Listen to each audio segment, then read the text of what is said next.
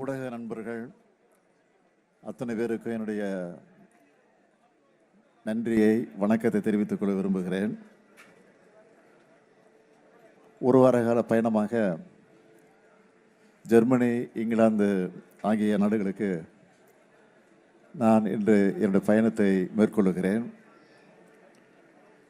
September 8ஆம் தேதி நான் திரும்பி வருகிறேன். தாயகம் தமிழகத்திற்கு திரும்பி வருகிறேன். இந்த பயணத்தில் தமிழ்நாட்டை நோக்கி தொழில் முதலீடுகளை ஈர்ப்பதற்காகவும் புதிய ஒப்பந்தங்களில் கையெழுத்து போடுவதற்காகவும் திட்டமிடப்பட்டிருக்கிறது. 2021 திராவிட முன்னேற்றக் கழகத்துடைய ஆட்சி பொறுப்பேற்றதற்கு பிறகு இதுவரை 10,62,752 கோடி ரூபாய்க்கான முதலீடுகளை ஈர்த்து 922 புரிந்துணர்வு ஒப்பந்தங்களை போட்டிருக்கிறோம். இதன் மூலமாக 32,81,032 பேருக்கு வேலை வாய்ப்புகள் உறுதி செய்யப்பட்டிருக்கு. இதில் பெரும்பாலான திட்டங்கள் நிறைவடையக்கூடிய நிலையில் இருந்து கொண்டிருக்கிறது. பல நிறுவனங்கள் ப்ரொடக்ஷனை ஸ்டார்ட் பண்ணிட்டாங்க. இந்த வளர்ச்சி வந்திருக்கான்னு கேட்கிறவங்களுக்கு ஒன்றிய அரசு வெளியிடுகிற புள்ளி விவரங்களே ப்ரூஃபாக இருக்குது. என்னுடைய ஒவ்வொரு வெளிநாட்டு பயணத்திலையும் தமிழ்நாடு அமைதி மாநிலமாக, திறமையான இளைஞர்களை இருக்கக்கூடிய மாநிலமாக, வாய்ப்புகளை உருவாக்குகிற மாநிலமாக நம்ம திராவிட மாடல் ஆட்சி உயர்ந்திருக்கிற காரணத்தினால தரவுகளோட அந்த விவரங்களை எடுத்து சொல்லி தமிழ்நாட்டில் முதலீடு செய்ய அழைப்பு விடுத்திருக்கிறேன்.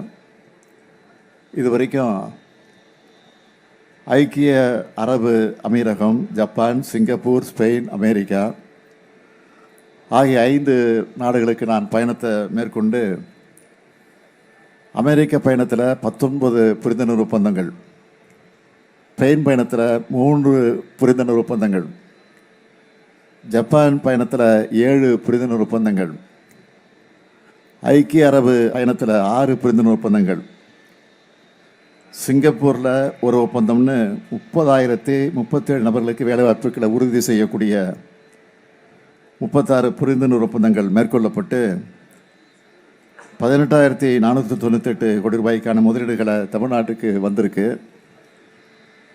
இந்த 36 ஒப்பந்தங்களில் 23 திட்டங்கள் பல்வேறு செயல்பாட்டு நிலைகளில் இருக்கிறது. இதோட தொடர்ச்சியாகத்தான் ஜெர்மனி, இங்கிலாந்து ஆகிய நாடுகளுக்கு நான் புறப்பட்டு செல்கிறேன். அங்கே மேற்கொள்ளப்படக்கூடிய MOUக்கள் பற்றி ப்ரெஸ் ரிலீஸை நான் தர சொல்லியிருக்கிறேன். உங்களுக்கு திரும்ப வர அன்னைக்கும் நான் உங்களை சந்தித்து இது குறித்து விவரமாக சொல்ல இருக்கிறேன்.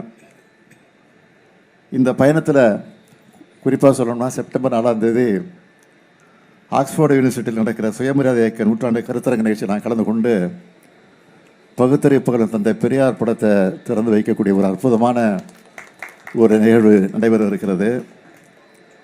நாட்டிலேயே அதிவேகமாக வளர்ச்சி பாதையில் நடைபெறக்கூடிய நம்முடைய தமிழ்நாட்டை நோக்கி புதிய முதலீடுகளை ஈர்க்க நான் செல்லுகிறேன். ஆகவே உங்களுடைய வாழ்த்துக்கள் எனக்கு வேணும். தமிழ்நாட்டு மக்களோட அன்போடு நான் புறப்பட்டு செல்கிறேன் என்பதையும் உங்களிடத்தில் நான் மகிழ்ச்சியோடு தெரிவித்துக் கொள்கிறேன். வெளிநாட்டு பயணங்களால் தமிழ்நாட்டிற்கு உண்மையாகவே பலன் உண்டா என்ற விமர்சனங்கள் முன்வைக்கப்படுகல. என்ன விமர்சனம் சொல்கிறாங்க? இல்லை, அதிமுக பொறுத்தவரை தொடர்ந்து விமர்சனங்கள் முன் வச்சுக்கிட்டே இருக்காங்க வெளிநாட்டு பயணங்கள் தொடர்பாக. வெளிநாட்டு பயணத்தை பொறுத்த வரைக்கும் எதிர்க்கட்சி தலைவராக இருக்கக்கூடிய பழனிசாமி அவர்கள் இதை குறித்து கூட விமர்சனம் பண்ணியிருக்கிறாரு. பழனிசாமியை பொறுத்த வரைக்கும் தன்னுடைய பயணங்கள் எப்படி இருந்துச்சோ அப்படித்தான் இந்த பயணங்கள் இருக்கும்னு நினைக்கிறாரு. ஆனால் நான் கையெழுத்து போடக்கூடிய அளவுக்கு அனைத்து ஒப்பந்தங்களும் நடைமுறைக்கு வந்திருக்கு. தமிழக சட்டமன்ற தேர்தலுக்கு இன்னும் ஒரு 7 மாதம் தான் இருக்குது. புதிய கட்சிகள், ஏன்னா திமுக கூட்டணி ஆல்ரெடி 9 கட்சிகள் பக்கம் இருக்காங்க, புதிய கட்சிகள் வர்றதுக்கு வாய்ப்பு இருக்கா சார்? புதிய கட்சிகள் வரவில்லையோ புதிய வாக்காளர்கள் திமுக பக்கம் வந்து கொண்டிருக்கிறார்கள். அதான் உண்மை. சார் பீகார் கூட போயிட்டு வந்தீங்க அண்மையில். அந்த பீகாரில் எலெக்ஷன் கமிஷன் சில விஷயங்கள் பண்ணதாக அங்கே சொன்னீங்க. தமிழ்நாட்டில் அதே மாதிரி வாய்ப்பு இருக்கா சார்? அதே மாதிரி எலெக்ஷன் கமிஷனுடைய செயல்பாடுகள் இருக்குன்னு நினைக்கிறீங்களா நீங்கள்? யார் எப்படிப்பட்ட சதி செஞ்சாலும் அதை முறியடிக்கிற வல்லமை தமிழ்நாட்டுக்கு உண்டு. ஏன் பீகாரில் கூட தேர்தல் ஆணையம் நினச்சது நடக்காது. உண்மையாக நான் போயிட்டு வந்த அனுபவத்தில் சொல்கிறேன்.